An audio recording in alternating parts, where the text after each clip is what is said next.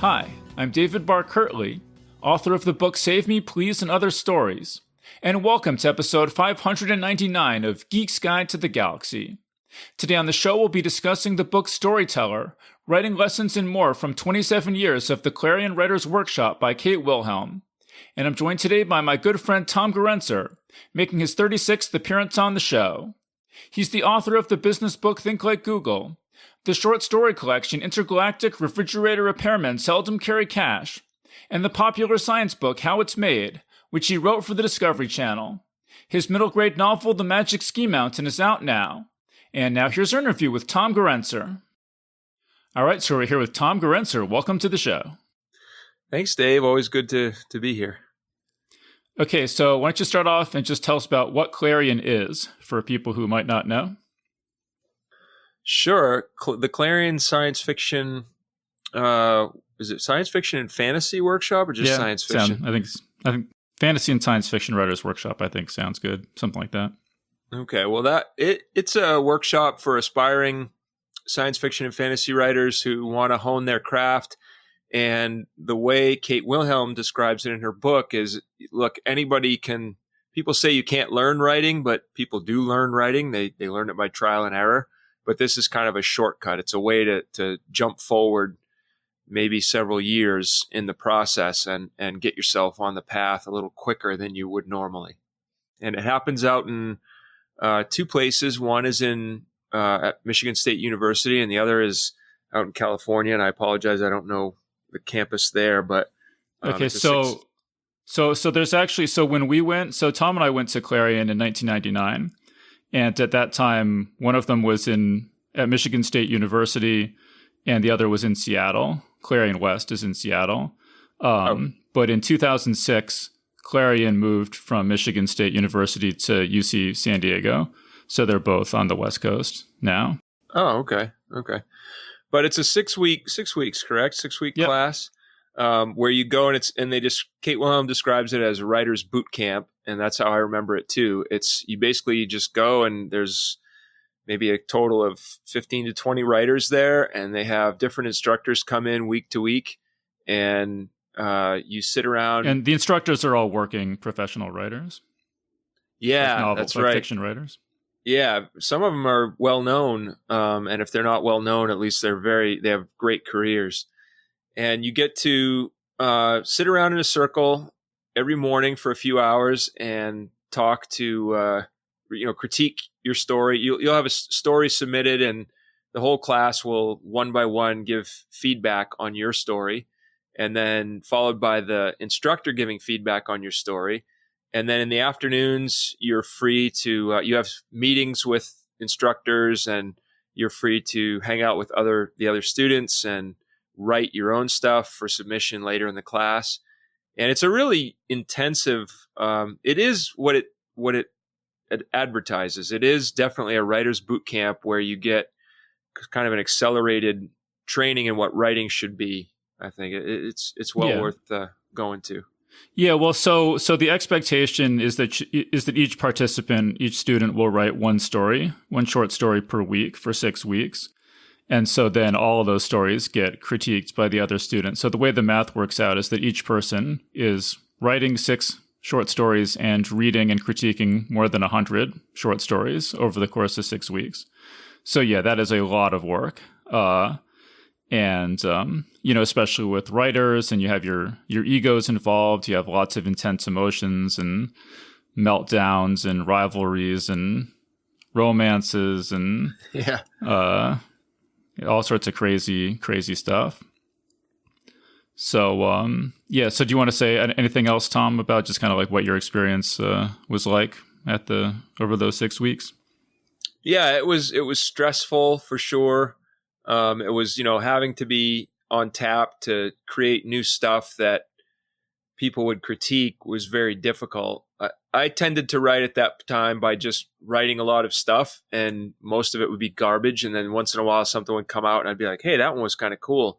So it was very hard for me to say, well, whatever I write is going to have people read it, because it was 90% chance it was going to be garbage. And then people, you're right. People would get their feelings hurt, and people would say mean things, and there were like interpersonal rivalries and romances and all that kind of stuff, which we knew was going to happen at the outset. Like everybody kind of knew that this is what happened at Clarion, but it was kind of bizarre to see it all unfold.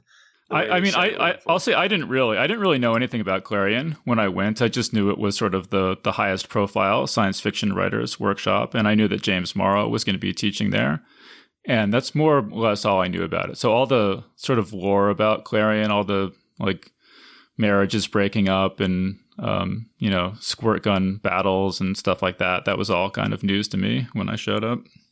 Huh. I don't know how I knew it. I didn't know about the squirt gun battles, but they were certainly fun. But I did somehow pick up. I don't know if it was like in the first week of the class we had that explained, or if there was something online that I read that was like all about the love and the angst that was going to happen. And I just determined right away. I was like, I'm not going there for that. I'm going there I could try to do that at home or whatever. I'm going there to learn how to write. I'm not paying money and spending 6 weeks of my life to go have like some kind of fling or something. So I just kind of determined that's what I was going to do. And it was bizarre to watch the other stuff unfold where people were going in for that. It was weird to watch that happen. And I don't know. It was just that people were going for different reasons, I guess. So last time Tom and I spoke, I told a story about one thing that happens at Clarion, and I wanted to give one slight correction. So the story basically was that I wrote a short story called The Black Bird, and when it got critiqued, like a third of the class really liked it, a third of the class was kind of indifferent to it, and a third of the class hated it. And our instructor that week was Mike Resnick. And so it comes around to him, to go last. And he sort of waves his hand in the direction of the people who didn't like the story. And he says, "Don't listen to these people. They're all idiots." So I thought about it and I'm like, no, wait, actually, I think I exaggerated a little bit. I think what he actually said was, don't listen to these people. They're all wrong. Yeah. But the way he said it definitely conveyed the sense they're all idiots. Right. But his actual words were, I think, from what I remember, and again, this was like 1999, so I'm doing my best to remember, but I think what he said was, they're all wrong. So I just want to give that slight correction, because I don't want to have any exaggerated stories out there in the world. Good idea, because Mike, he was a great guy, and you don't want to paint him wrong, even though he did have that kind of harsh exterior. But that story, I was one of the third of the class who loved that story. I was a big fan of Robert Sheckley, and it was very much a Robert Sheckley type of story. And it was really, I love noir fiction. And if you've not read Dave's story, then you can go buy his book, Save Me Please. And it's in there among many other great stories. But I remember loving that story. I remember being really happy when Mike Resnick said that. And he also loved my work, and he would, other people would criticize my stories, and he would get into fights with people or argue with them or just shoot him down and be like, no, Tom, this story is great. Which was nice to hear from him. But then, there were other instructors there, Tim Powers, who was just like, I remember him shouting about one of my stories, "This is not a story, this is a jape," and like hitting it with his hand. And I was like, well, when I was reading the Kate Wilhelm book, I was thinking, well, he didn't attack me personally. He definitely attacked the story, but he was definitely angry about it. Which, that has echoed in my ears over the years many, many times, him saying that. It's tough to hear that kind of stuff from professional writers but it's also great to hear from people like Mike Resnick who are like, oh, this is fantastic. You're brilliant. This is wonderful. Yeah, and I'll just say, so I spoke to Tom in episode 473 and 595, and we talked more about Mike Resnick and his mentorship and stuff like that. So if you're curious about that, definitely go check out those episodes. I'll just say one more thing about The Black Bird is that I wrote it, so we're in the dorms at Clarion in Michigan in the summer, and there was, as I recall, no air conditioning at all. At least that's the way I remember it. Yep. And so it was incredibly hot and incredibly humid. And so I would have to keep like the window open and the door open to my dorm room so that I could get a little bit of a breeze going. And then there were these people who were always having sex right across the hall, like really loud sex right across the hall from me. These weren't students. They were like, we were mixed with other students. They weren't Clarion students. And so it was just like really difficult to write because it was like, obviously it was like hot and distracting and everything. And so I just have like the most like weird dreams. And so the Blackbird kind of came out of that, like, just like, and I wrote it and I was like, I don't know if this makes any sense at all. Like the premise basically is that sort of a conflation of Dashiell Hammett's The Maltese Falcon and Edgar Allan Poe's The Raven, where they're kind of like the two Blackbird characters are kind of combined into one. And so, yeah, when I turned it in, I didn't know how people were going to respond to it. And so, yeah, it was, and then Mike Resnick, he was like, oh, this story's brilliant. If I was still editing, I'd buy it in a New York Minute. If I ever edit, if you don't sell it to a pro market, I'll get back into editing and edit a book just so that I can publish it. So, yeah. And he did buy it, didn't he? He did. Yeah. Well, he included it as the very first story in New Voices in Science Fiction. That's awesome. He published it a couple of times, actually. Yeah, he also published it in an anthology called The Dragon Done It, which was all like fantasy / mystery stories. It's a great story. It reminds me of a Robert Silverberg story that I don't know the title of, where there's these, it might be called The Maze, but there's these people who go into this maze and they start doing things. They're like, what are we doing here? And they don't understand why they're in this maze. And then one of them be like, oh, I have this figured out. I'll do this. And they start doing this one thing. And then this trapdoor opens up underneath them and kills them. They fall into the hole. And then other people try to avoid doing that thing and they do other things. And more and more trapdoors keep opening up and killing people. And what you finally find out is, like, as soon as someone thinks they've got it figured out, that's when they die. And then somebody finally makes it all the way through the maze by just doing these creative things the entire time, and they get out and they're like, I finally made it. And then a trapdoor opens up and kills them because they failed to learn the lesson. But it reminds me, it's a similar theme to the Blackbird, where he starts, the main character, the detective character, is like scraping the layers off the bird, because that's what happens in the Dashiell Hammett story, where they're scraping the paint off and it turns out there's actually gold underneath. But then don't they figure out there's actually not gold underneath? Well, in the Maltese Falcon, in the original novel, they think that there's going to be gold underneath, but then it turns out, when they scrape the lacquer off, but then it turns out there's just lead underneath, because sorry, spoiler warning for the Maltese Falcon, but because they've, at some point in the past, the real bejeweled falcon has been swapped for a fake to get people off the scent of it. Right. But in the meantime, people have like killed each other over this thing. And so in your story, like, they scrape and they find lead, but then they scrape more and they find gold, but then they scrape more and they keep finding other things. And the bird is talking to them the whole time and saying, like, oh, you're getting warmer. This is good. And then, I don't know, should I spoil this story or probably not? It's just really cool. There's a really cool theme of like, well, but it's like a kind of nihilist. It's kind of a nihilistic story. Well, it sort of is, but it's also sort of like, it looks at the detective noir sort of theme, the underlying theme of all detective fiction, saying like, oh yeah, we want to uncover the mystery. We want to figure out what's really going on. But at some point, if you keep trying to uncover and uncover and uncover and you go too deep, there's a danger there. And that's what I think is like that Silverberg story, and what I think is so cool about the story, because it sticks with you, because you can't in the end figure it out. And then you realize, I don't think I'm supposed to be figuring this out, because I think that's the point of this story. But it's really neat. Yeah. Yeah. So, we had all these cool experiences at Clarion, and, Tom and I have been friends ever since. And then, Tobias Buckell. Actually, I had both Tom and Tobias Buckell as groomsmen at my wedding.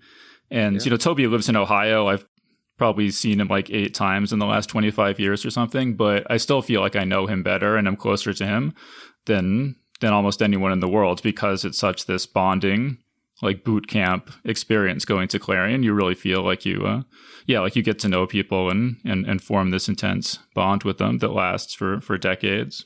Absolutely. Toby ended up hiring me for a job. We were at his wedding too, weren't we? Groomsmen at his wedding as well.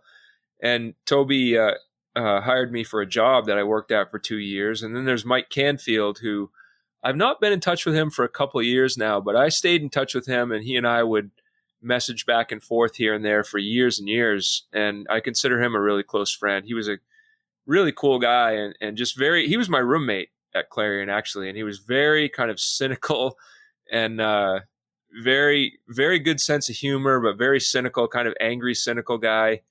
And I liked that part of him because we would do all the things in the class that were like, kind of irritating or kind of interesting or whatever. And then I'd get to hear his take on it later. He'd be like, I couldn't believe that happened. That was completely ridiculous how this happened. and he would kind of rip it apart with his sense of humor and make me laugh about it and relieve the tension a lot. So I really appreciated that part. Yeah, well, we had another classmate, Fred Ollinger, and then the five of us after Clarion all really stayed in close touch for years and years and years, and we're just emailing multiple times a day, just trying so hard to figure out how do we get better as writers, how do we make careers as writers. It was it was really exciting and fun to finally meet people who are as passionate about writing science fiction as I was, because I had certainly never met anyone prior to Clarion who was really interested at all. Yeah. But yeah, so that was our Clarion experience. I don't want to go on too long about that, but so I'm curious, Tom. So Tom and I just read this book. Again, it's called Storyteller: Writing Lessons and More from 27 Years of the Clarion Writers Workshop by Kate Wilhelm. And it's sort of a weird combination of a memoir and a writing how-to book. Yeah. But so did you? And I don't think I really knew much about the history of Clarion before I read this book. So did you know anything about the history of Clarion, Tom, before you read this book? No, I did not. And I came away thinking, well, over and over again as I read the book, I kept thinking this would be really good required reading as like a manual for people who are accepted to the Clarion Workshop, who are getting ready to go. That everybody should read it as like the instruction manual, because it shows you where it came from, shows you the history of it in a really cool way, where you're like, oh, it's so cool. It would kind of make you walk into the workshop thinking, with some kind of context, thinking like, I know what this is. I know the importance of this. I know this, where this fits into the science fiction writing history, and in a really cool way. And also just, what's expected, what I can come away with, what I won't come away with. I feel like it should kind of be required reading. I like that part of it. I also think the how-to guide for how to write, the biggest thing I came away with is you should take her advice, but you should take it with a grain of salt. I think I remember you telling me about a book one time. I like this book, but I certainly wouldn't slavishly follow everything it said. And that's what I think about what she said. I think there's some stuff in her book that rings true for me for writing, and there's some stuff in there that I take issue with, but I think it's worth reading. But in the bigger picture, I think what's worth doing is just getting around and reading and listening to podcasts from as many successful writers as you possibly can, because she's got some great advice. She's got some not so great advice. I think probably every writer has some great advice and some not so great advice. And if you were to consume a book like this by every writer, you would probably learn like a ton. As long as it didn't confuse you too much to like, well, this person says to do this, but this person says to do the opposite. Well, that's okay. Just pick and choose, but at least get the fodder in there. Well, it's interesting what you were saying about, this should be required reading, because I was just talking, the last episode I recorded was with Matt Lunton, and he's just about to go to Clarion West because when he went to Clarion West, I think a year or two after the workshop, one of their classmates died, and they set up a scholarship or something, like memorial scholarship for him. And so Matt was going to Clarion West to present that. And so I told him I was going to be reading this book, and he's like, "Oh, actually, that was required reading for us when we went to Clarion West." Yeah. Wow. So it may, I don't know if it still is required reading or if it is required reading at Clarion as well. But yeah, it would certainly be great if it is, because it definitely, like you say, it definitely, gives you a lot of context on the workshop and definitely lays out a lot of the basics when it comes to writing. And yeah, I agree with you that Kate Wilhelm. Well, actually, let's explain first. So the Clarion Workshop was established in 1968 at Clarion State College, which is where the name Clarion comes from. And there was this guy, Robin Scott Wilson, and he was a professor at Clarion State College. And he had observed a workshop for professionals, which is still going as far as I know, called the Milford Writers Conference, which was founded by Damon Knight, James Blish, and Judith Merrill. And so Kate Wilhelm attended that, and she and Damon Knight got married. And then they wrote and did writing workshop stuff together for the rest of their lives. And so anyway, so this guy, Robin Scott Wilson, came and observed their Milford Writers Conference and said, oh, it would be great. I want to do a summer program for students following this model of critiquing stories and stuff like that. And he invited Damon Knight and Kate Wilhelm to participate. And so the three of them were kind of the key figures in getting Clarion going. And so it ran at Clarion State College for a couple years until 1970, where they got kicked out thanks to Gardner Dozois. Do you remember this incident from the book? Yeah, I do, but keep going. Should we go into it, or? I think if you can do it kind of the way she did, where she kind of danced around the issue a little bit. Maybe I'll just say, if you want the details, you can read the book.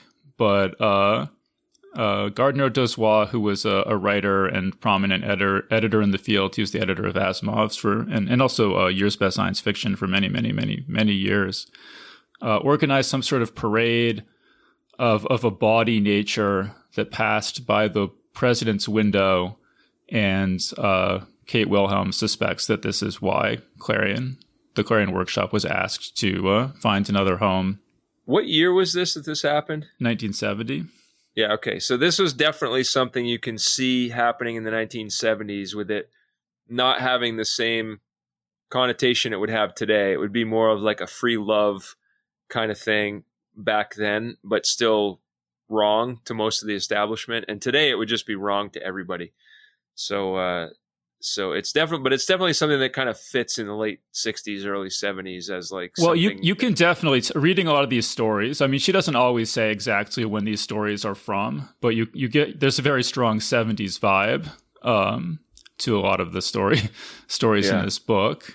The other one I'll just mention, she's talking about some of the colorful characters who have attended Clarion over the years. And she references, quote, "The woman who seduced everything that moved, then apologized to the director because she had run out of time before getting to him." So yeah, when I read that part, I was picturing Lister Matheson laughing and smiling, going, "That's all right." Yeah, sort of the I guess he was the director of the program when we were there. He was this Scottish guy. I think he was like a medievalist or something at Michigan State University, but he sounded exactly like Scrooge McDuck, and was very sort of cheerful. And he never said anything negative about anyone's stories. I think he sort of saw his role there as to be just kind of like to facilitate, but not really to give his opinion so much.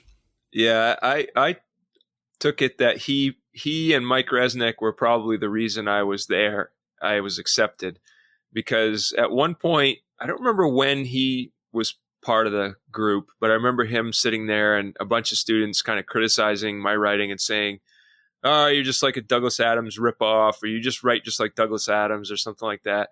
And I remember like sweating and being like, "Oh no, this sucks. I don't like this." And then because I love Douglas Adams, so I'm like, the criticism was probably pretty fair. Like I do love his writing, and so I probably am sounding like him because I love his writing. But also Robert Sheckley, who's very similar, not just Adams. But I remember kind of sweating bullets and like looking over and seeing Lister Matheson like nodding and smiling, and I'm like, why is he like grinning and nodding? And he goes, "You are," and he goes, "And it couldn't have happened to a nicer man."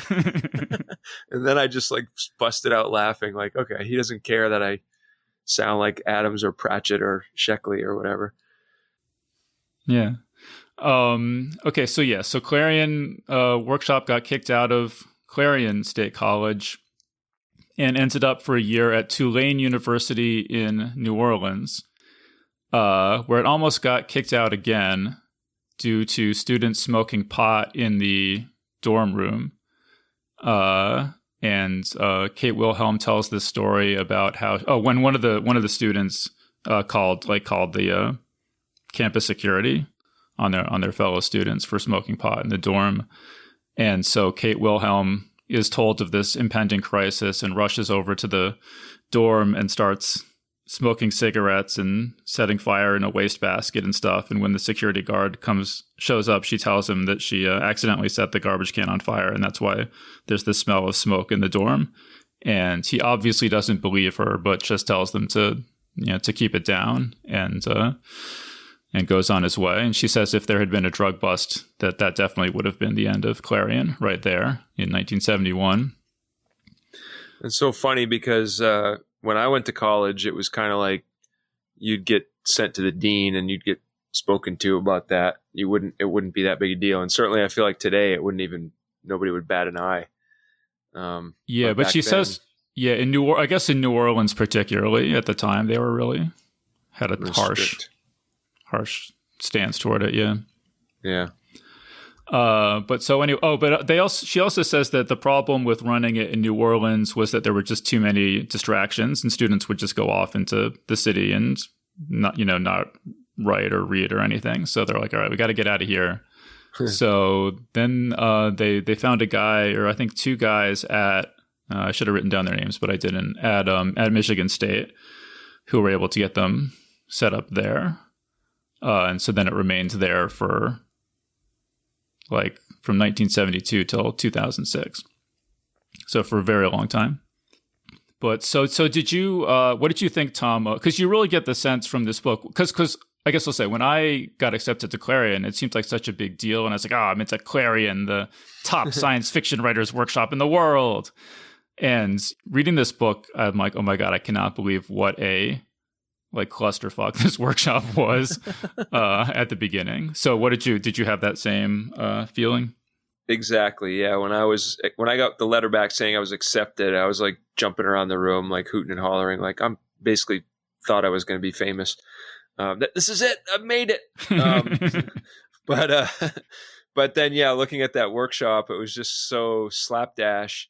But it was really cool, though. Like, it was slapdash. It wasn't as official as I had thought it was. But on the other hand, it was really cool how she talked about how she was just working on her own. And then she was then a bunch of writers got together and we did this workshop, and it was so cool. It was really hard, but it really gave me some guidance, and it was something that I had really been lacking. And it was such a breath of fresh air to finally interact with people like me who were interested in writing and not have to explain everything. If you're talking to people who don't write and you're like, oh yeah, I'm really interested in this part of writing because it's doing this for my work and my skills. And people's eyes just kind of glaze over and they're like, that's cool. But if you say something like that to another writer, they're like, oh yeah. And they get fired up, and then you get fired up and you get all this energy and you really dive back into writing. And that's what I think was really cool about reading this, is that she you could see where that spark came from, that she was like, oh, this is so valuable and this is so important. And it just didn't exist before she struck on it. It wasn't she tells this story of how then, was it Robin Scott Wilson, you said? Yeah. He came in and was interested, and wasn't he involved with the FBI or something, and she thought they were going to the CIA, CIA, and she thought this meant he was investigating her because she was kind of a hippie or whatever. And it turned out that he really legitimately thought it was cool and he wanted to do it, and he made it happen. And then after that, she's now she links that up to now any writer can get a workshop anywhere they are. And it almost kind of seems like there was not really any kind of workshopping before that. I'm sure there was, because you've heard stories about J.R.R. Tolkien and C.S. Lewis, and a couple of other writers. They would get together and workshop things. But they had a writing group called the Inklings that was really famous. Okay. So, but then it seems like this really sparked like a nationwide drive to have writers workshops. And it really, you see this evolution of kind of a much better environment for writers to learn and work in that came out of this. So in a way, yes, I thought it was more official than it was, but in another way, I was like, oh, I really got into something that was like a new thing that started up, and I see where it came from now. It was kind of cool. No, I do think the writing workshop phenomenon, I don't know exactly how far back you could trace it, but it did definitely, I think, really take off in the 70s or around then sometime, like especially in terms of academic programs devoted to creative writing and, MFA programs and stuff like that. I think the Milford Writers Conference and Clarion we're certainly sort of on the vanguard of that. That's my impression anyway. But yeah, it really struck me that Kate Wilhelm and Damon Knight had no teaching experience. They were just kind of, when they started it, they were just kind of, flying by the seat of their pants and making it up as they went along. And, each year they'd kind of, completely change their approach and in response to how the workshop had gone and stuff like that. So, and it was also really sort of arbitrary how, Robin Scott Wilson invited Damon Knight to come. And then he's like, well, of course, my wife would need to come with me too. And Robin Scott Wilson was like, kind of like, oh, okay, sure. And then, that's how Damon Knight and Kate Wilhelm ended up teaching the workshop together. And then they kept doing it for another, 20 or 30 years, whatever. And when we went, that seemed so, so organized and just to read about how it just kind of fell together like that, was really interesting. When did they stop teaching there?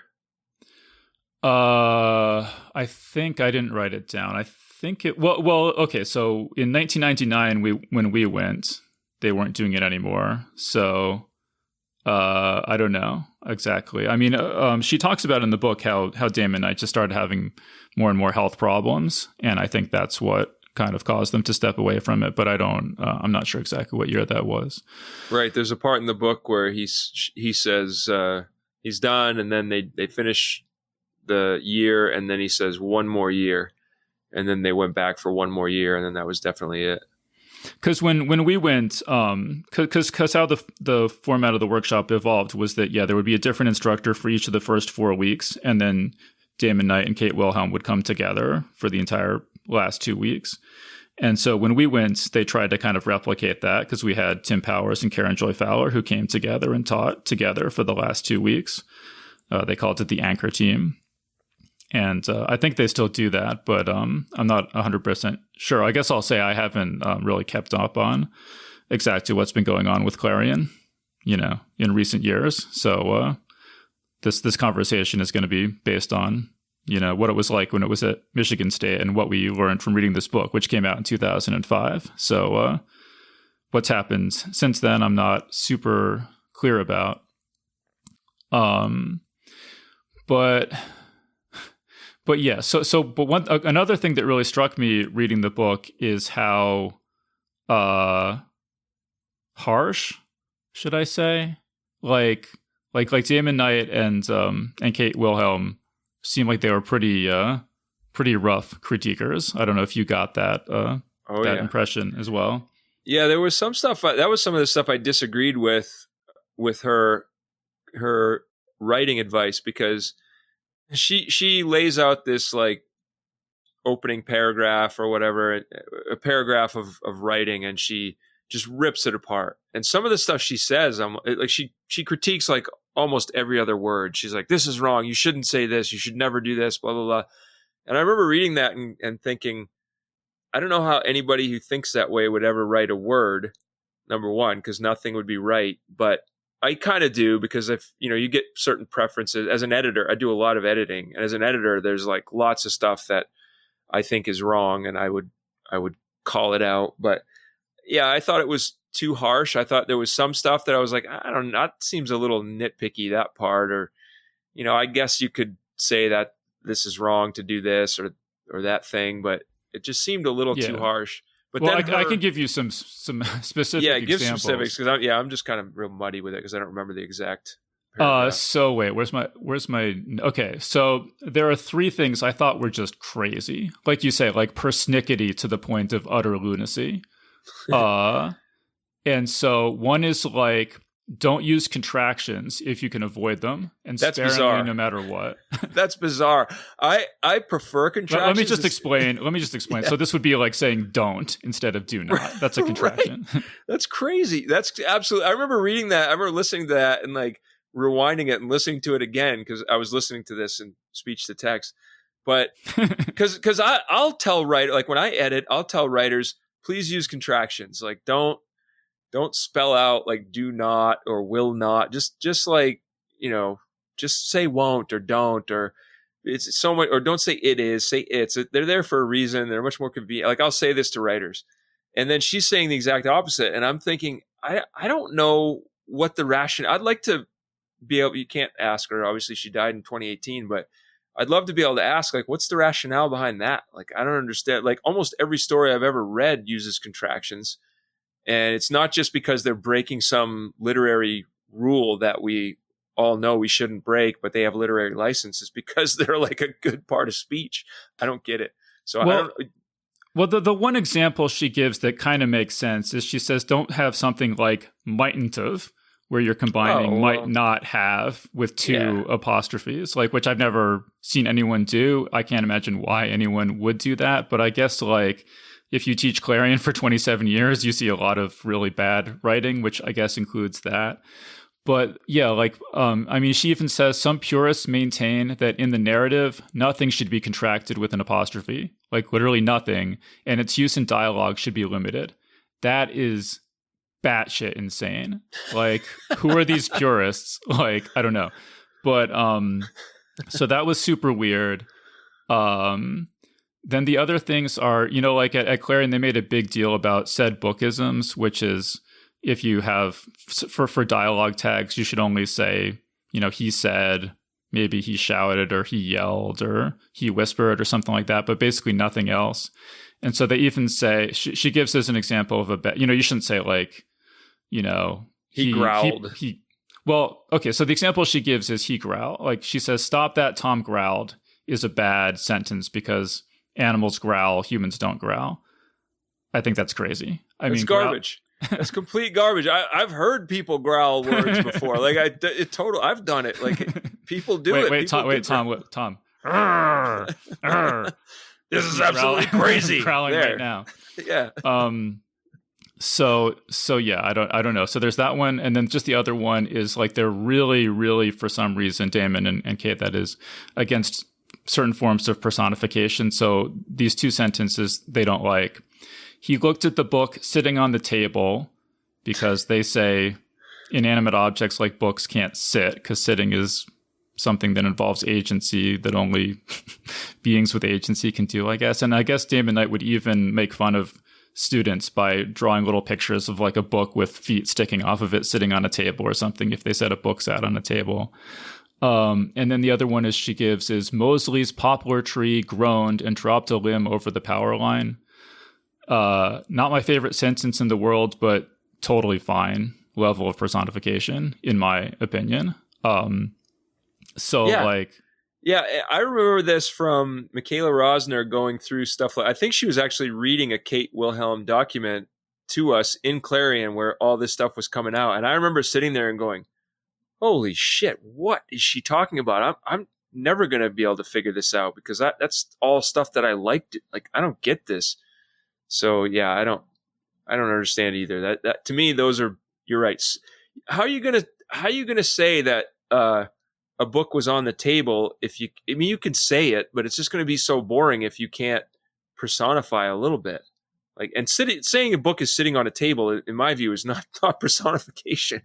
It's on the table. It's resting on the table. Well, no, only people can rest. Was the book tired? Oh my gosh. Get out of here, you pedant. But anyway. So yeah, I mean, I was thinking about that, like so many of the things that we were taught at Clarion, how much of them were just like Damon Knight and Kate Wilhelm's like weird fixations that had been passed down, year after year after year at Clarion. Yeah. But those are the three things that just jumped out at me as like, I don't agree with those at all, but almost all the other advice in the book I thought is really solid. So, and I always really like it when when a writing advice book just gives you really specific things, because even if it's crazy or I disagree with it, at least you can wrestle with it. Whereas so much writing advice is just really kind of like airy and vague, and you can't. It's like not even concrete enough to agree or disagree with. So I like it when there's something really specific, even if it's wrong. Yeah, that's why I was saying earlier, like for the aspiring writer who wants to go to Clarion and wants to maybe read this book as a primer for Clarion, I would highly recommend. I found it very valuable to just listen to everything she said. And I've always found it valuable to like read, if anybody has advice on writing, like read it and then take what sounds good to you and leave what doesn't. And I think if you could get like a book like this from every living writer, you would be like, any writer would be just in heaven. You'd be like, oh, cool. Here's some more advice. And I don't agree with, don't personify objects, but there's a lot of other cool ideas in here that I hadn't thought of before. Like Stephen King has a book called On Writing, and I read that, and I remember trying to strike up a conversation with Mike Resnick about it on email after Clarion one day, and being like, "Oh, I liked how Stephen King said this in this book," and Resnick's response was, "Pardon me, but the man's an asshole."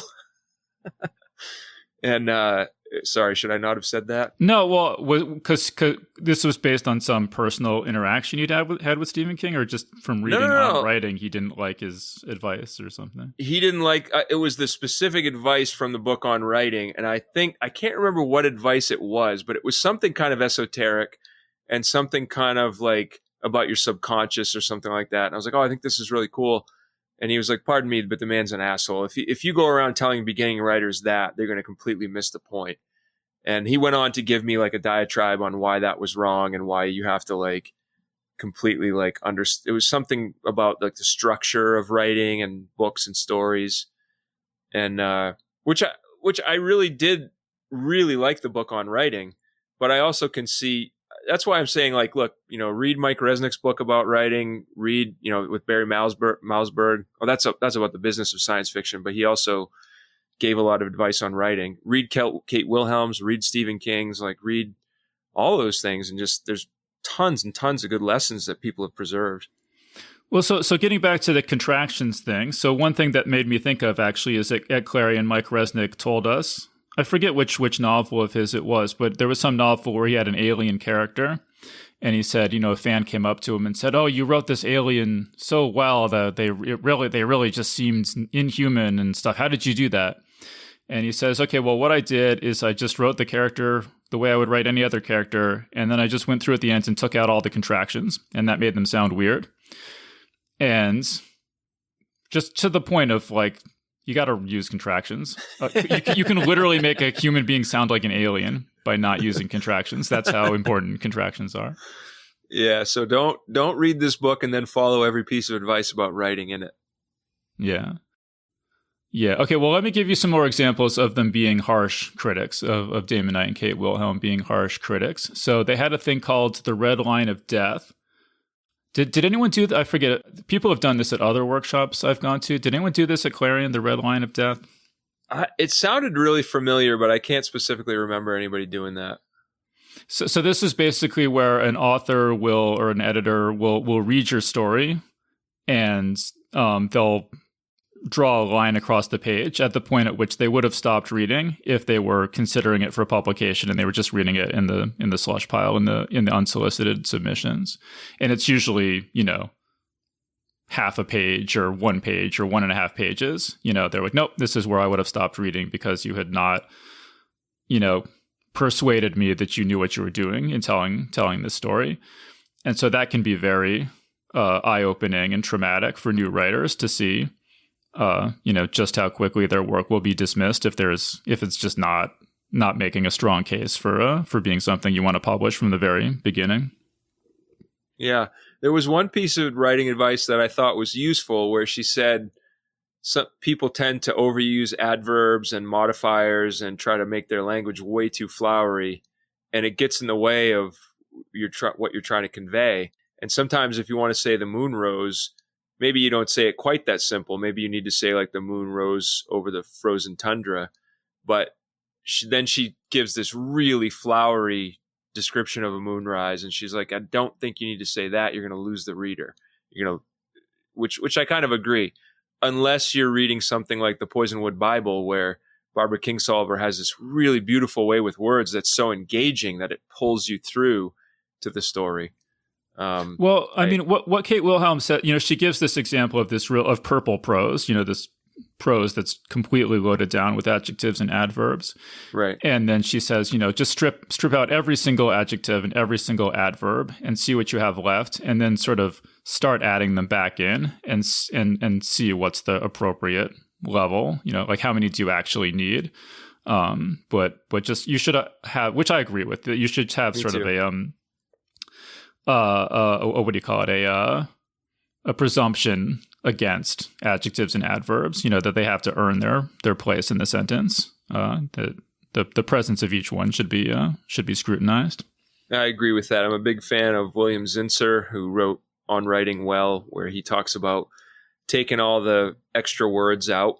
And I'm a big fan of Zelazny, he's very poetic, right? He loved poetry, and he wrote very flowery language, but he was a big fan of making sentences short and getting to the point.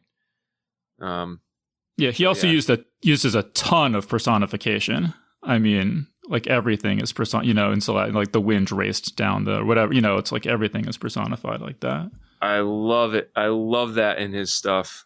Like little breezes chased each other around. The night was cold, and little breezes chased each other around in it. It's fun. It's just fun. I don't know why. Yeah. Okay, so there's an anecdote where Damon Knight and Kate Wilhelm would mark up student stories by just putting parentheses around stuff that you should cut out. And so one woman complained to Damon. She sent a letter to Damon complaining that he had cut out half of her story with these parentheses. And so he sent her letter back to her. And he had marked it up, and he had used parentheses to cut out half of her letter, complaining. Somehow that didn't stick with me. That was in this book? Yeah. That is hilarious. So that's pretty brutal. And then I'll just read this passage. So Kate Wilhelm says, "We were all gloomy over the large amount of trivia the students were turning out, and we decided that a little shock treatment was in order. The stories were pure trivia, each and every one of them. The four of us took a story apiece, and at the workshop on Monday, after each story had made the rounds, with the students trying to be helpful, making suggestions how to fix this or that, one by one the lecturer said there was nothing to discuss. The stories were too frivolous and trivial for comment, then passed." Yeah. Ouch. Yeah, there was a lot of that rough stuff in here. And then there was one part where there was some like high school writing teacher who attended the workshop, and he's a college creative writing professor. Yeah.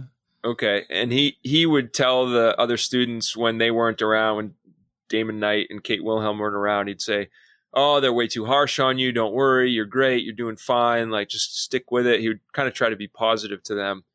And they found out he was doing that, and they got like really upset with him and penalized him somehow. And I just remember thinking like, well, yeah. And then they would go back to the students. Wait. You haven't gotten to the key point in that anecdote, though. Go ahead and say it, because I probably forgot what it was. Well, so he says like, yeah, these are new writers. They just need encouragement. You're just being too mean to them. And Kate Wilhelm says, well, how many of your creative writing students have gone on to become professional writers? And he says, well, none. Right. That's right. And so I think that's anytime you would say, well, they're being too mean to people, well, yeah, but they seem to have gotten results, in a way that other creative writing classes have not, so that's a good counterpoint. Yeah. But you were gonna say something else about that, or?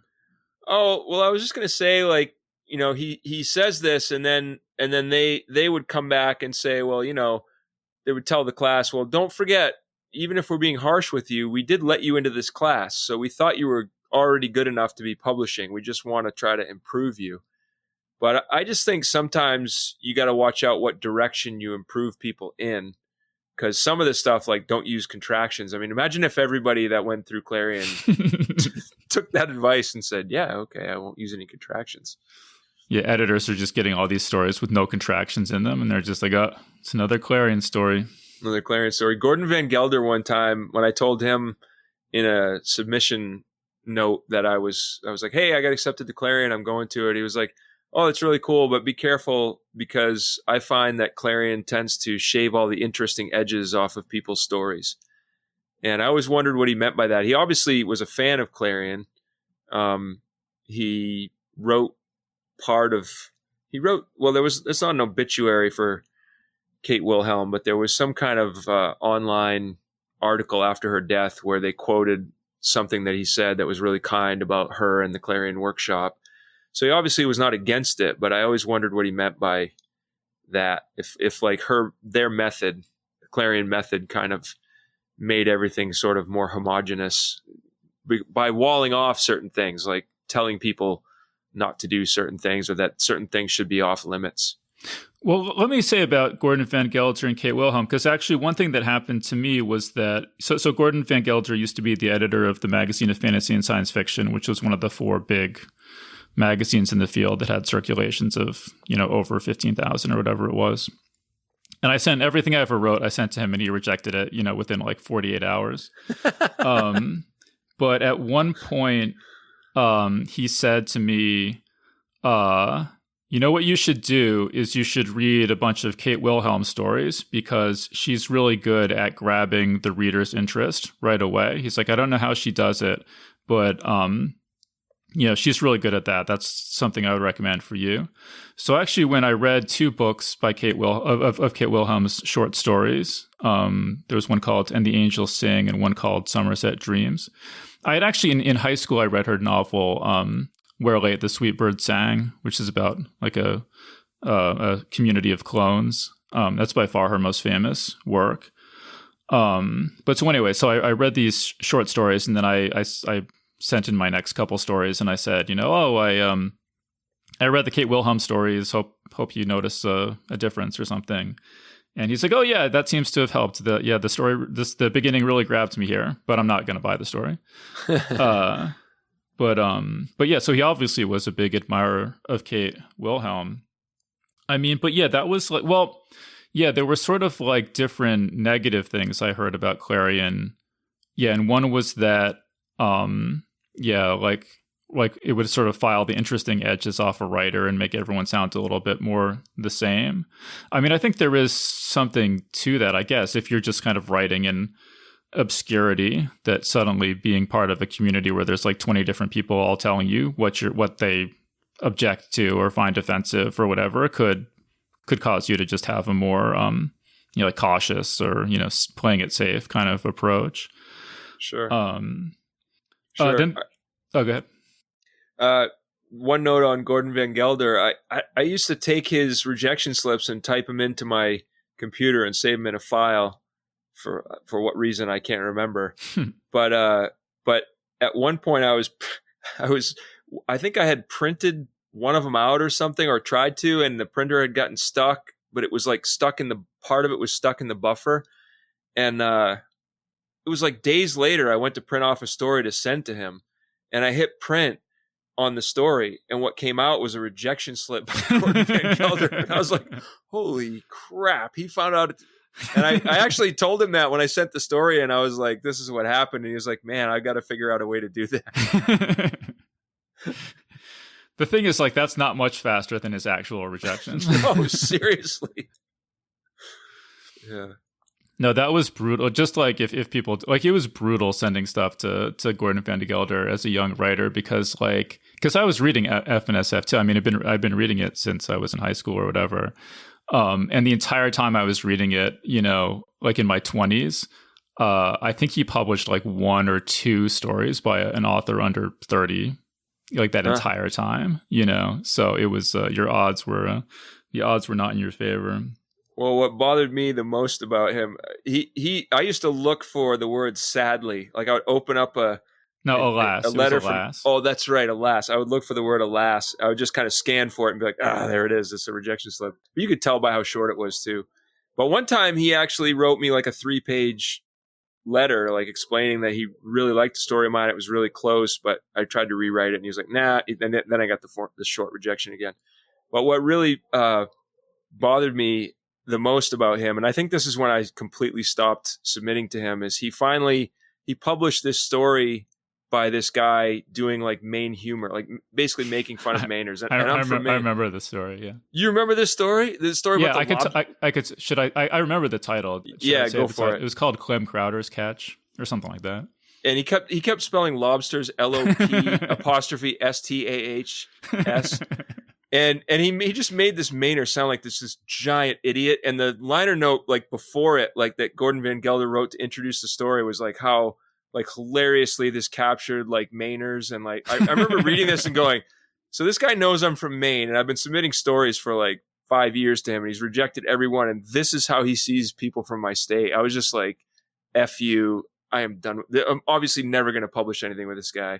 But I've never felt like part of a maligned group before, but when that story came out and when he talked about how awesome, how perfectly it captured Mainers, I was just like, okay, you just go straight to hell. Don't stop. I didn't have that reaction, not being a Mainer myself to the story, but I definitely remember reading it just being like, wait, this gets yeah, exactly. Like this gets like, because like I had all these, I had stories that were eventually in like the best of the year, best fantasy of the year, or like best Lovecraftian stories of the decade or whatever. And he would reject him where it's like, this didn't grab me. I didn't like the idea. And it's like, dude, come on. Like at least read the first 3 pages. But anyway, I feel like we're getting off on a tangent about true. This is, we should do a whole other episode about our Gordon Van Gelder rejections. But the thing about Clarion, the other weird thing about Clarion, or negative thing I heard about Clarion, was that it just kind of like encourages students to write these like plotless, artsy kind of stories that nobody really wants to read. And that was kind of, I sent you a thing, last time we spoke, we read this book, The Business of Science Fiction by Mike Resnick and Barry Malzberg.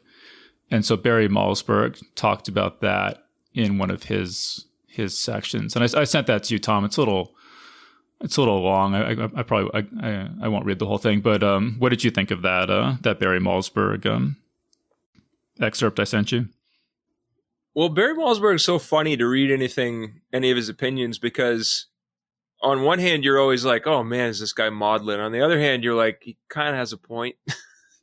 So I thought he kind of had a point with some of it, but he kind of took it full throttle all the way to the finish line, and to say like it's absolutely a valueless workshop, I think. He calls it quote dangerous and misguided exercise. Yeah, which I would 100% disagree with, but I can see what he means about kind of not that every story that comes out of there is plotless, because it wasn't. I remember there was a lot of lessons on plot and a lot of talk about plot and how important it was from everybody, all the instructors and a lot of the students. And I remember a lot of the critiques we got were like, there's no plot in this story. So that was not my experience at all. But what I did agree with him on was, he said it kind of guides people more towards short stories, which aren't really anything you can make any kind of career on. So I think he kind of had a little bit of a point, but I think he took it too far. Yeah, well, so he sort of conflates two arguments in this passage, like you say. And yeah, one is that Clarion encourages students to write plotless artsy stories that nobody wants to read. And the other is that it encourages students to write short stories, which nobody wants to read. I mean, it's totally understandable to me why writing workshops focus on short stories rather than novels, because you can, read the entire story and tell the author if they structured the story effectively, including the ending, which is a lot harder to do with a novel, unless everyone's going to read the entire novel. But I mean, it's definitely true that, if you want to get anywhere in terms of selling books, you should skip over or like move on from writing short stories, to novels as quickly as you can. I happen to love short stories, and So that's why I keep reading them and writing them. I mean, I think there's some upsides to writing short stories, too. I mean, I think in a way, short stories are more likely to be remembered, years and years after your death, because someone can just read them quickly in a class or whatever, and you have authors like Ted Chiang who've had short stories turned into big movies and whose short stories just on their own have sold very well. I mean, that's very unusual, but I don't know. That's a whole other topic. But yeah, I don't fault Clarion for focusing on short stories particularly. That makes sense to me. So let's focus on the plotless thing. I mean, well, I thought what was so striking was that there's this complaint that Malzberg voices here that seems to be pretty common, that Clarion or writing workshops in general encourage students to write these plotless artsy stories. But then you read Kate Wilhelm's book, and she's pretty much constantly decrying the fact that the students just wanted to turn in plotless stories. And she says, that she and Damon Knight were just constantly fighting against this and trying to get them to not write these trivial, frivolous stories where, like they would write trivial or so what. I guess Damon Knight was famous for writing so what on stories where nothing really happened or nothing was really at stake or nothing really changed. So I wonder if the perception just doesn't match the reality here, and that, people were seeing these stories coming out of Clarion, and it was in spite of what Damon and Kate were trying to teach rather than because of it.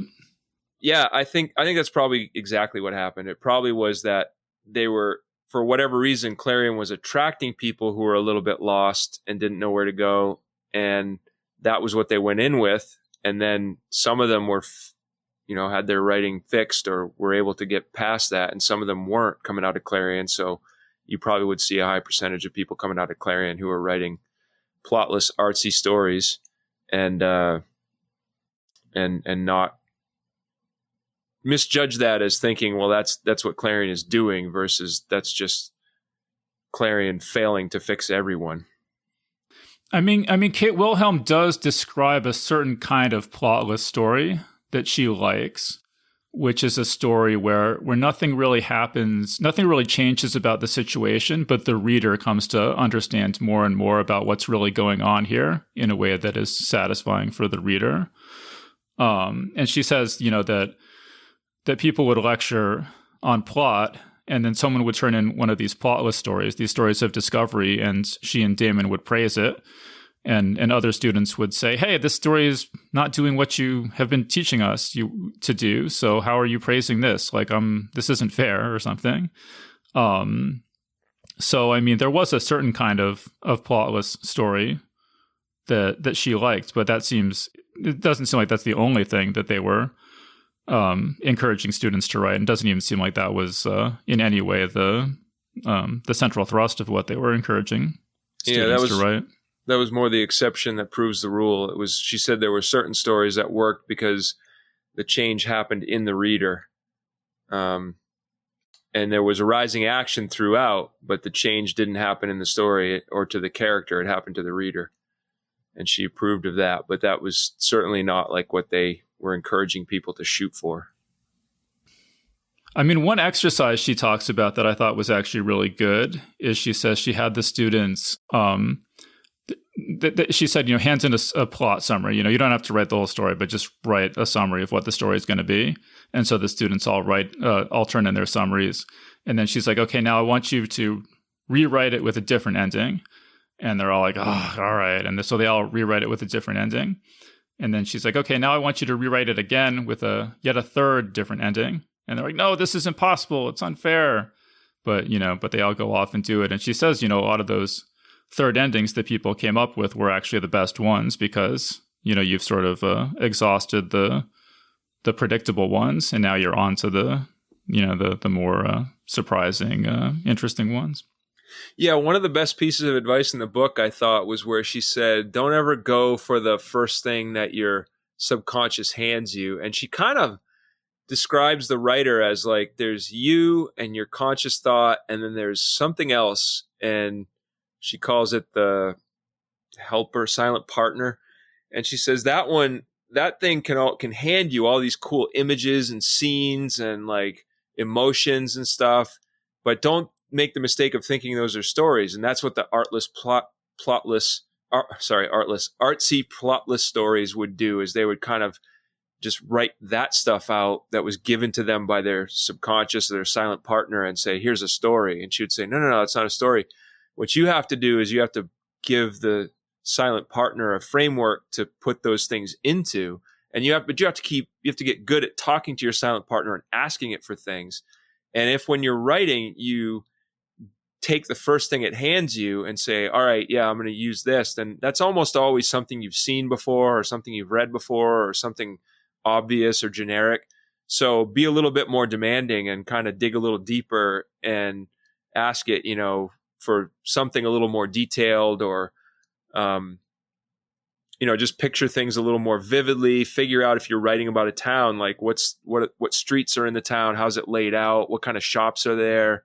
Just kind of build it a little bit deeper in your head, and that will make your writing, you might not use any of that, but it'll make your writing clearer, and it'll make the actual stuff that comes out less generic and more fun to read. Yeah, so her method for writing, it was really interesting. I mean, she says, quote, working from images to scenes to incidents, then situation, and finally plot is the only way I can write anything. So this is very different from my creative process. But she basically describes, that she gets an image that seems interesting and then kind of works out the details of that image in as much detail as she can in her head. And that will suggest maybe another image. And then she'll work out the details of that image, sort of painting in the edges of it as much as possible mentally, and then finds a way to connect those two images and sort of build out a scenario out of these fragments of visual imagination. So she says, her most famous novel, Where Late the Sweet Birds Sang, she just had this image of these three women talking, and they were of different generations, and they all looked very similar to each other. And that there was just this feeling of hopelessness and longing about this mental image. And she says that, to write anything, she needs to write one sentence. She has to get one sentence that sounds right, that has the right tone for the piece that she's going for. And then that can be her, her grain that she build, her grain of sand that she builds the whole pearl around. So all that was really interesting to me. I don't know if that does that creative approach match how you have ever worked, Tom, or was this completely different from how you have ever worked?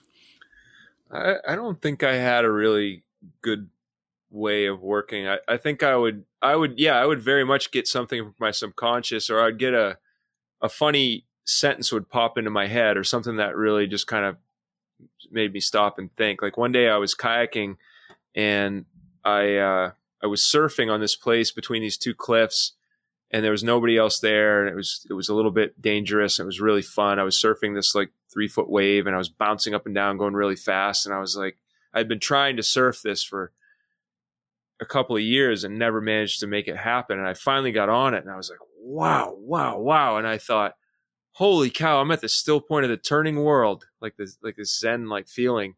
And the minute I thought that, I caught my bow on the water, and I got violently flipped over, and it felt like somebody forced a fire hose in my face, and I got tumbled, and I tried to roll 3 or 4 times, and I finally rolled myself upright, and I came up choking and paddling into the eddy and laughing and thinking, the trouble with the still point of the turning world is the second you step off it, you get creamed. And that kept bouncing around in my head. And I went home that night and wrote that down, and I liked it. And then I started kind of exploring that, writing another sentence that came after that. So that is kind of how I worked, but then I never really had a way to get to a plot. I always would just kind of like write that. And sometimes I would fall into the problem of like picking a generic ending to tack on it, which I think you and I discussed that Harlan Ellison maybe suffered from a bit, is he would very much write from this subconscious, like raw power. And then he would get to the point where he's like, okay, now I have to end it. So he would just like tack on this like generic ending sometimes in his weaker stories. And so, yeah, no, I wish I had read this when I was younger, because I think that would have helped me a little bit to be like, well, what do I do? I have all these raw images and all this raw emotion, kind of all this raw power, but I don't know what to do with it. And if I had if I had read this book back then, that might have given me a clue to be like, oh, that's what you do with it. You kind of like keep building another one and keep building another one. And eventually like you figure out the structure and how that goes together. That's why I'm saying I think it would be very valuable for a new writer to read this book and to read lots and lots of books, or if there's podcasts by successful writers or interviews with them talking about their craft, like consume as much. Well, maybe, Geek's Guide to the Galaxy might be an example. Maybe just listen to as much Geek's Guide to the Galaxy as possible. There you go. Eat your Geek's Guide. If you would consume as much of that as possible, you might find a writer who has a similar approach to your own fledgling approach, who has figured out how to bring that forward, and you might learn what to do with it. I never really did. I don't feel like, but I would sort of stumble through things. But I liked what she said. I thought that was kind of interesting. You work very differently. You start with a character and a problem, a cool idea, and you figure out who's the character who would most be impacted by that, and then you figure out what's their personal problem and their story problem, and then you build the plot that would resonate most with that person. Is that correct? Well, I mean, that's sort of like standard writing advice stuff, I think is really useful more for me for diagnostic purposes than for originating a story.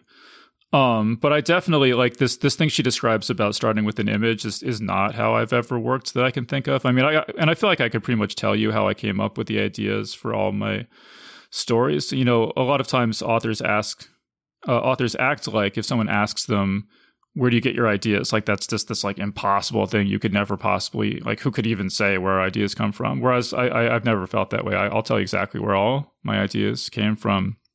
I mean, the example I'll use a lot because it's really clear is I have a story called Seven Brothers Cruel. And I had read, there's an early modern ballad called The Douglas Tragedy. And the premise is that there's a young knight and he elopes with this maiden, and her family, her 7 brothers, chase after them to try to stop them from eloping. And he ends up killing all 7 of the brothers. And I thought that was a really cool situation. And I had recently heard some writing advice that a lot of times you can turn a so-so idea into a great idea by just doing the exact opposite of what you would expect in that situation, just like invert the polarity of it. And so I thought, well, in this situation where you have the knight and the maiden eloping, and the knight is killing all the brothers, obviously what you'd expect is that the maiden is going to be really upset that he's killing all of her brothers. But if you did the exact opposite of that, what if she's really happy that he's killing all of her brothers? And I thought that's a great idea. So that's where that story came from, at a very sort of conceptual, level, not like I had an image of a maiden with dark hair or something and worked outward from there. Although, I mean, I could see, that would be a perfectly valid way of working. But yeah, I mean, one thing that Kate Wilhelm says is that, she described her process to some writer, and this writer broke down crying and said, oh my God, I never knew you could work that way, because I can't work the way that they're trying to tell me to, but I could work that way. And it was just very validating to hear that was a legitimate process or to use. So yeah, I mean, whatever works for you. Yeah, I'm sure there are lots and lots of different ways. And I'm sure lots and lots of writers, if you interviewed any 2 successful writers, they probably have very different processes. People, I mean, I'm sure there's things they have in common, but I'm sure there are, people who have very strong subconsciouses who work like Kate Wilhelm did. And there's probably also people who are very analytical who work a different way, by creating a plot and working everything up and then filling in the plot. So I agree that it's probably very freeing to find out you don't have to pick one or the other. You don't have to just pick one, approved. There's not like one approved method. There's lots and lots of different methods, and you could stumble through your whole life and never find the one that works for you. Or you could find one if you learn from lots of other writers, like here's my method, here's my method, here's my method, you might find one that really works for you. Yeah. All right. So we're almost out of time. So I want to get through these 2 last notes I have. And one is just, I thought this was great advice, is she says, this is about writer's block, is she says, Gene Wolfe once said that if he got blocked, he would not permit himself to read anything for pleasure or watch television, listen to music, or go to a movie. He denied himself any mental recreation, and the block never lasted more than a few days. So I thought that was really solid advice. I like that. It reminds me of, I emailed Piers Anthony one time, and for back and forth a few times, but I asked him about writer's block, and he said he goes into brackets. And I said, what's that mean? And he said, well, then if I ever get blocked, I start journaling about the block and journaling about why it's there and what problem it's causing. And then he said, and pretty soon it ends. And then I throw the brackets stuff away and I go back to writing. That's interesting. I never heard that before. That's really interesting. Yeah, I did that for a long time. Okay. And then just the last thing I want to mention is, and I feel like I've talked a lot about Damon Knight and Kate Wilhelm being hard on people and stuff like that, but this thing just made me admire them so much. Is Kate Wilhelm says that she just basically gave a blanket invitation to any Clarion student who studied with her to send her a manuscript whenever they wanted, and she would read it and critique it and send it back to them. And they even had a monthly workshop in their house, she and Damon Knight did, and anyone who'd ever attended Clarion with them had an open, standing invitation to drop by and have their work critiqued and discussed. And that, I can't imagine how much time that must have taken to do all of that. And that's just such a great, generous, stance to take toward so many students. Again, they taught at Clarion for 27 years. So, and this is even novels and stuff that, people were sending her. She says, I can't even guess how many first novels I've read over the years. So that was really impressive to me. Yeah, that's amazing. I don't know how she found time to do all that. That's a ton of work, and it's a huge commitment to even offer once. I would have thought, remember reading that in the book and thinking I wonder how long that lasted, but you're saying that she just kept offering that over and over again. People were taking advantage of it, and she was spending a ton of time on that. That goes way beyond the workshop work. That becomes part of your life. Yeah, I'm just basing it on what she says, but yeah, it sounds like that was, for all 27 years, they made that offer to all the students. Wow. And but she says it created a family.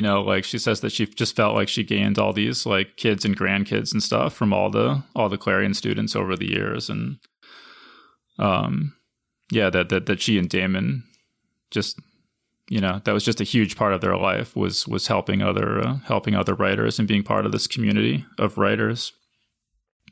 I had actually not really, I kind of knew all this stuff, but just seeing it all laid out was really, really kind of took my breath away. So Damon Knight, he wrote the short story To Serve Man, which was turned into a famous Twilight Zone episode. He co-founded the Milford Writers Conference. He co-founded the Clarion Writers Workshop. He founded the Science Fiction Writers of America. He edited the Orbit anthologies, which, launched the career of Gene Wolfe, among others. And he wrote the first major work of science fiction criticism, In Search of Wonder. So these are people who are really, really involved in the science fiction world, not just as writers, but as community organizers almost, or. Yeah. He and Kate Wilhelm were amazing people and just really dug into science fiction and fantasy writing. And she was a mystery writer too, but they did a ton for the field. And it kind of reminds me of Mike Resnick too, how his wife, Carol, I think was her name, would say oh, you're one of Mike's writer children, because he was always very interested in helping people who were getting started, helping people out and helping the field in any way he could. It's really impressive, but it also makes me think it probably was a really fun life. They really clearly loved the field and they loved interacting with other writers. So any way they could interact with other writers was probably fun for them. And then helping out the new writers was probably a big way they could do that. I met Kate Wilhelm once. I don't even remember where it was. Maybe at the, really? Center for the Study of Science Fiction in Kansas. I think that's probably the most likely place. I'm not sure exactly where it was. But I remember saying to her, "Oh, I want to thank you so much for starting Clarion. It was the most important experience of my life." And she was just kind of like, "Oh, okay, yeah, thanks, that's good." And no kidding. And I was like, I mean, I was probably like 23 or something at the time, so I wasn't married or have kids or anything like that. That now I would list as the most important experiences of my life, but right. It was a little hard to read her. I mean, I almost like felt like she was a little bit what's the word? Like a little bit uncomfortable, in sort of the same way I would be if someone were to come up to me now and say like, "Oh, I love Geek's Guide to the Galaxy. It's inspired me to devote my life to writing science fiction and making that my job and stuff." And I'd just be like, "Oh, yeah, that's great. You have a backup plan, right? Just checking." Well, there's your answer. Maybe that's exactly how she took it, or maybe she just thought. Maybe she was looking at you and thinking, "This guy's 23. He doesn't know what the most important moment of his life is yet." Yeah. Yeah. So I totally forgotten about that actually, but just reading this book made me sort of dredged up that memory. That's really cool that you met her though, and that you got to say that to her. Mm-hmm. Yeah, and I was totally sincere. I mean, like I said, Clarion was just this huge, huge event in my life, and especially like, the internet wasn't so much of a thing back then, and just to meet other people again who were into writing science fiction, I was just like this is amazing. There's other people who care, out there, which I'd never really encountered. I mean, like it was funny, because like, what was it? A couple years, I guess 2 years before that. This is when I was in college. I don't know if I said it when I went to Clarion. About 2 years before that, I had won this this prize called the Asimov Award at the time. It was like it was sponsored by Asimov's magazine, and it was basically the biggest prize for college-aged science fiction writers for short stories at the time. And I had won it as a freshman in college. And I remember winning that, and I just went to my my best friends in college, and I told him I'd won this big award, and he was just kind of like, that's cool.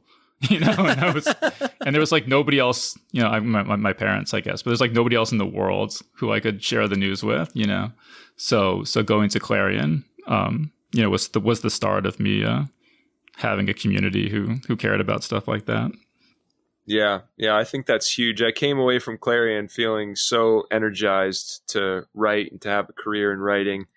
And then we, like you said, we had that like posse, because there was some quote thrown around that Robert Silverberg went to. This maybe happened at a convention where he was saying, "Look, people come up to me and say, 'Can you read my stuff?' or 'Can I share my stuff with you?' And he says, that's not the way you do it. You don't come up to some established science fiction writer as a new writer and say, 'I want you to read my stuff.' What you do is you find the people who are new like you, and you form a posse with them." And so that's what we did. We kind of formed our own little posse, and that would always, every time we would have a conversation, that would energize me. And going to conventions and rubbing elbows with other writers would energize me a bunch. So that is a big part of the value of Clarion, is that energy you get out of it, to think, well, there's other people who think like me and talk like me, and I can just, there's no, we all have this shorthand. There's no like, I don't have to educate them in what I'm interested in before I can talk to them about it. They already have the context right there. Yeah, that's really important in terms of networking. Is like, don't just go up to the most famous people and expect that they're going to be your best friends. You need to make friends with other people who are kind of at your level, and then work together to raise each other up and boost each other up. And that's kind of how how it ends up working most of the time.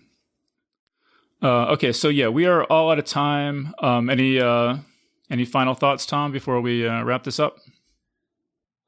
Just that if you're going to Clarion or you want to go to Clarion, you should probably read this book. If you're an aspiring writer, you should probably also read this book, but you should probably also read every book you can get on writing from every other writer, and because you'll find a lot of stuff that you'll be able to apply to your own career. Yeah. Yeah, I mean, I would definitely recommend this book. I mean, the writing advice, a lot of it I think is pretty basic. I mean, for where I am now, but because it's really very heavily focused on getting you from, like, you're not able to get it, you're only getting form rejections to you get your first story published. It's sort of focused on writers who are at that level. So if that's where you're at, this is the perfect book for you. And the stories are interesting. Yeah, the history of Clarion turned out to be a lot more colorful than I had ever appreciated. But so let's wrap things up there.